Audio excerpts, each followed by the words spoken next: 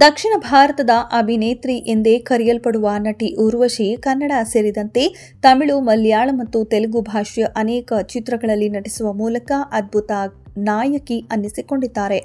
80ನೇ ದಶಕದಲ್ಲಿ ಬಾಲನಟಿಯಾಗಿ ಬಣ್ಣದ ಲೋಕಕ್ಕೆ ಪಾದಾರ್ಪಣೆ ಮಾಡಿದ ಊರ್ವಶಿ ಅವರು ಕಮಲ್ ಹಾಸನ್, ರಜನಿಕಾಂತ್, ವಿಷ್ಣುವರ್ಧನ್, ಅಂಬರೀಶ್, ರವಿಚಂದ್ರನ್, ಮೋಹನ್ ಲಾಲ್, ಮಮ್ಮುಟ್ಟಿ, ಡಾಕ್ಟರ್ ರಾಜ್ಕುಮಾರ್ ಅವರಂತಹ ದಿಗ್ಗಜ ನಟರೊಂದಿಗೆ ನಟಿಸುವ ಮೂಲಕ ಕೋಟ್ಯಾಂತರ ಪ್ರೇಕ್ಷಕರ ಮನಸ್ಸನ್ನ ಗೆದ್ದವರು. ಹೀಗೆ ಅತಿ ಕಡಿಮೆ ಅವಧಿಯಲ್ಲಿಯೇ ಬೇಡಿಕೆಯ ಪೀಕ್ಗೆ ತಲುಪಿದಂತಹ ಊರ್ವಶಿ ಅವರು ವೃತ್ತಿ ಬದುಕಿನಲ್ಲಿ ಯಶಸ್ಸು ಕಂಡ ಹಾಗೆ ತಮ್ಮ ವೈವಾಹಿಕ ಬದುಕಿನಲ್ಲಿ ಯಶಸ್ಸನ್ನ ಕಾಣಲಿಲ್ಲ.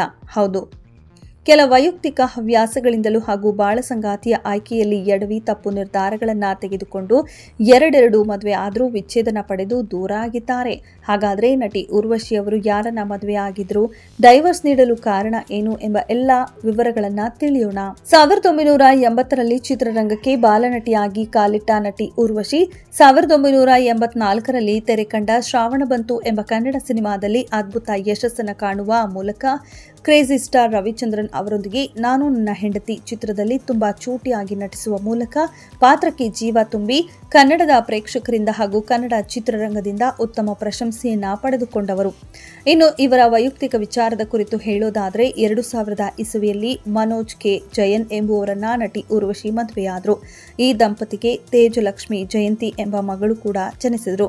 ತದನಂತರ ಹಲವಾರು ಕಾರಣಾಂತರಗಳಿಂದ ಊರ್ವಶಿ ಮನೋಜ್ ಅವರಿಗೆ 2008ರಲ್ಲಿ ವಿಚ್ಛೇದನ ನೀಡಿ ಅದರಂತೆ ಮನೋಜ್ ಅವರು ಆಶಾ ಎಂಬ ಹುಡುಗಿಯೊಂದಿಗೆ ದಾಂಪತ್ಯ ಜೀವನಕ್ಕೆ ಕಾಲಿಟ್ಟರು. ಇತ್ತ ಊರ್ವಶಿಯವರು 2016ರಲ್ಲಿ ಚೆನ್ನೈ ಉದ್ಯಮಿ ಶಿವಪ್ರಸಾದ್ ಅವರನ್ನ ಮದುವೆಯಾದರು. ಊರ್ವಶಿ ಮತ್ತು ಶಿವಪ್ರಸಾದ್ ದಂಪತಿಗೆ ಗಂಡು ಮಗು ಒಂದು ಜನಿಸಿತು. ಆ ಮಗುವಿಗೆ ಇಹಾನ್ ಪ್ರಜಾಪತಿ ಎಂಬ ಹೆಸರನ್ನ ಸಹ ಇಟ್ಟರು. ಇದೀಗ ಇವರ ಜೀವನ ಸುಖಮಯವಾಗಿದೆ.